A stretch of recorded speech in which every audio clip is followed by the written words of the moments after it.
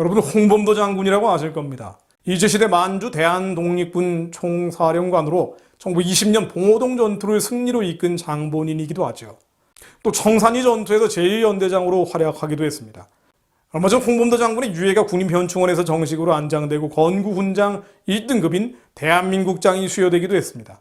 그런데 홍범도 장군이 한국 독립군을 전멸케 한 자유시 참변 사건에 가담했다는 지적이 있어서 소개해드리고 간단히 기도하려고 합니다. 또 홍범도를 영시하는 배경에는 이데올로기가 있다는 분석도 있죠. 우선 홍범도 장군을 간단히 소개하면요. 1868년 평양에서 태어났고요. 구한말 의병 활동을 벌이다가 1910년 일제시대 이후에는 만주 일대에서 독립군 활동을 합니다. 말씀드린 것처럼 1920년 일본군이 중국 기림성 봉오동을 공격해 왔을 때 3일간의 봉오동 전투에서 120명을 사살하면서 최대의 전과를 올립니다. 이어서 청산리 전투에서 김좌진의 북로 군정서군과 함께 일본군을 대파하죠. 그런데 홍범도에 대한 객관적인 평가가 요구되는 것은 그가 자유시 참변 사건에 가담했다는 논란 때문입니다. 자유시 참변은 1921년 6월 28일 소련 스포보드니 이 자유시에서 소련 공산당인 적군이 한국 독립군을 포위해서 학살한 사건입니다.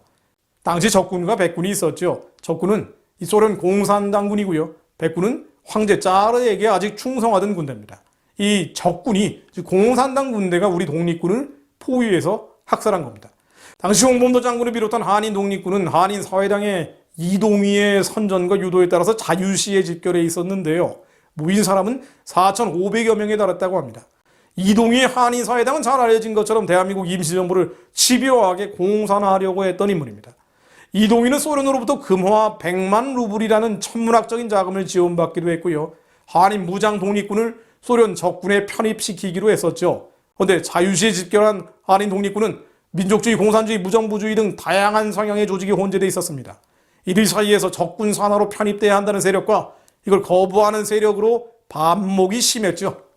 이 중에 사할린 출신 부대에서 소련군 편입을 거부하는 목소리가 커지게 됩니다. 그랬더니 소련군은 기관총과 대포, 장갑차 등을 앞세워서 이들을 무자비하게 학살합니다. 그리고 여기에 홍범도도 가세를 합니다. 역사책에 따르면 1921년 6월 28일 오후 2시 적군 제29연대 소속의 기병대와 장갑차를 앞세운 기갑부대, 또 이들 편에서는 홍범도, 최진동, 안무, 이정천 등이 사할린 부대를 공격했습니다. 이들은 기관총과 대포, 장갑차를 앞세워서 적군 편입을 거부한 한국 독립군을 무차별 학살합니다.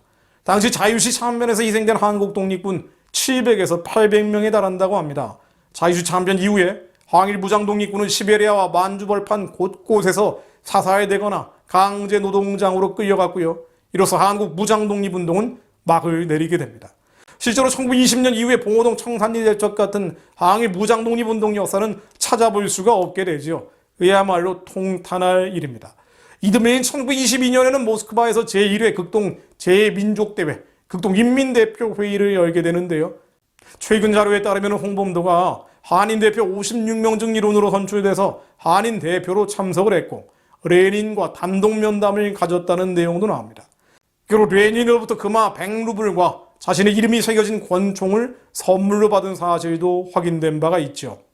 레닌의 선물은 사실상 소련에 협조해준 감사의 표시라고밖에 볼 수 없습니다. 하지만 언제나 그렇듯이 공산주의자들은 달면 삼키고 쓰면 뱉어버립니다. 독립군이 괴멸된 이후에 이용가치가 적어진 홍범도는 소련 공산당의 버림을 받습니다.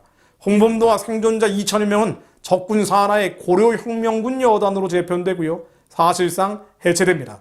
그리고 1923년 8월 시베리아 황무지에 집단 농장을 세우고 동료 빨치산들과 함께 황무지 개간을 하며 살다가 1937년 9월 초에는 스탈린의 명령에 의해서 중앙아시아로 강제 추방됩니다.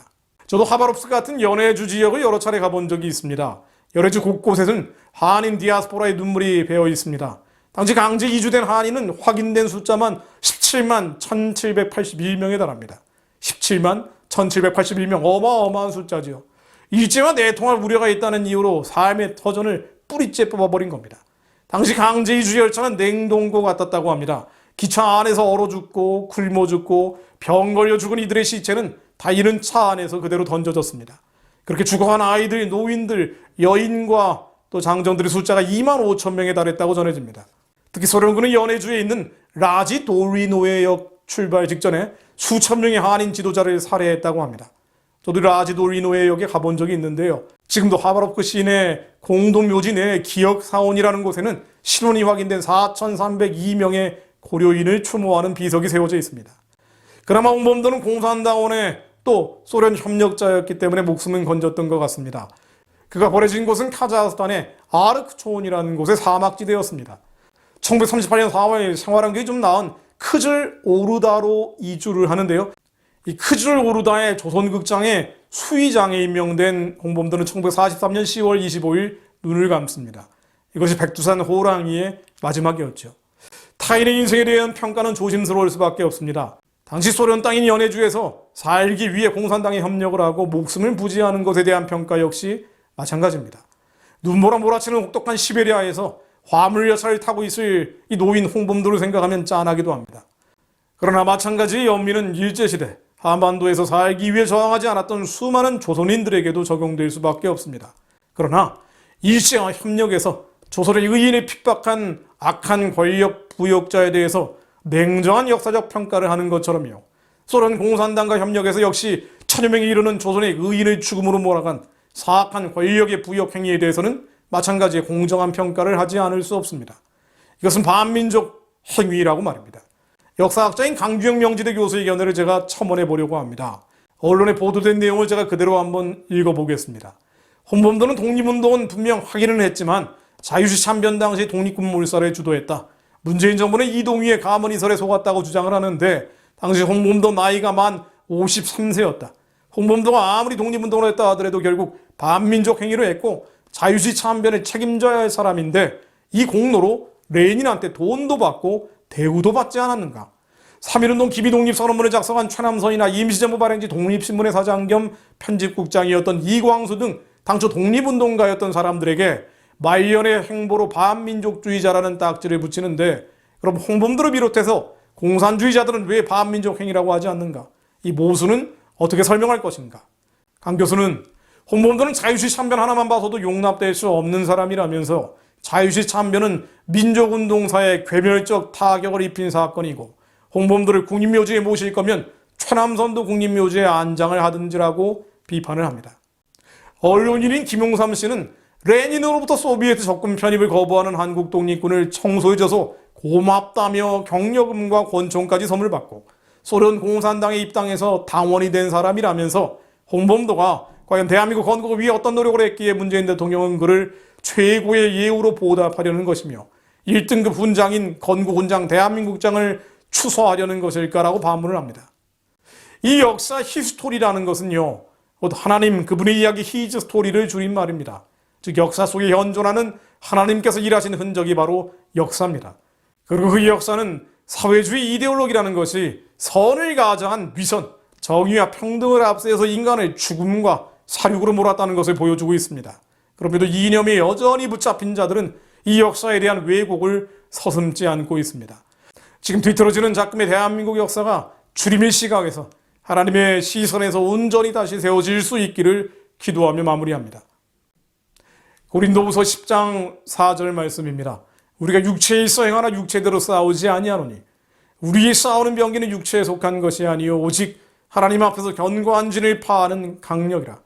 모든 이론을 파하며 하나님 아는 것을 대적하여 높아진 것을 다 파하고 모든 생각을 사로잡아 그리스도에게 복종케 하니 너희의 복종이 온전히 될 때 모든 복종치 않는 것을 벌하려고 예비하는 중에 있노라.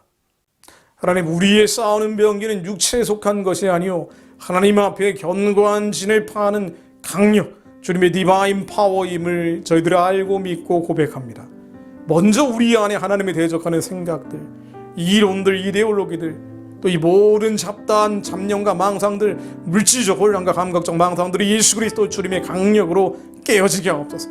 저희들의 죄를 자백할 때 하나님은 의롭고 미쁘시사 우리의 죄를 사해 주신다 하였사오니 예수의 피로 저희를 잠기게 하시고 묻혀주시고 말려주시어 예수의 피 안에 젖게 하시어 저희를 깨끗게 하시고 우리 스스로 우리의 힘과 능력으로 자유롭지 못한 이 생각과 감정과 기분으로부터 이념과 이데올로기로부터 저희를 자유케 하여 주옵소서. 주님이 저희를 자유케 하시라고 자유를 주셨으니 다시는 종의 멍에를 매지 않게 하시고 이념과 이데올로기의 명예, 민족주의, 사회주의, 공산주의, 주체주의 온갖 이데올로기에 멍에를 매지 않게 하시고 세상의 헛된 속임수와 초등학문으로부터 저희를 자유롭게 하시어 하나님이 저희를 부르시고 우리 안에서 시작하신 하나님의 선한 뜻이 착한 일이 도모될 수 있도록 저희를 깨끗게 하여 주옵소서. 한국의 교회, 우리의 다음 세대, 특히나 우리의 아이들이 모든 세상의 헛된 철학으로부터 자유로워지게 하시고 올바른 역사, 바른 역사 배우게 하시어 하나님 아버지의 착한 일 대한민국 도모할 수 있도록 그렇게 추진하며 돌파해 갈 수 있도록 하나님 아버지 우리의 아이들에게 기름 부어 주옵소서. 한국의 교회를 주님 지켜주시고 하나님의 올바른 역사가, 주님의 역사가 대한민국에서 얼마나 역사가 섰는지를 알고 깨달아 그래서 예수님 오실 때까지 이루어가는 자들이 되게 하옵소서. 하나님은 저희의 아이들을 보존시켜 주시고 올바른 역사관, 바른 역사관 가르칠 수 있도록 하나님이 이 땅에 정상적인 교육기관들이 늘어나게 하옵소서. 예수 그리스도 이름으로 기도드립니다. 아멘.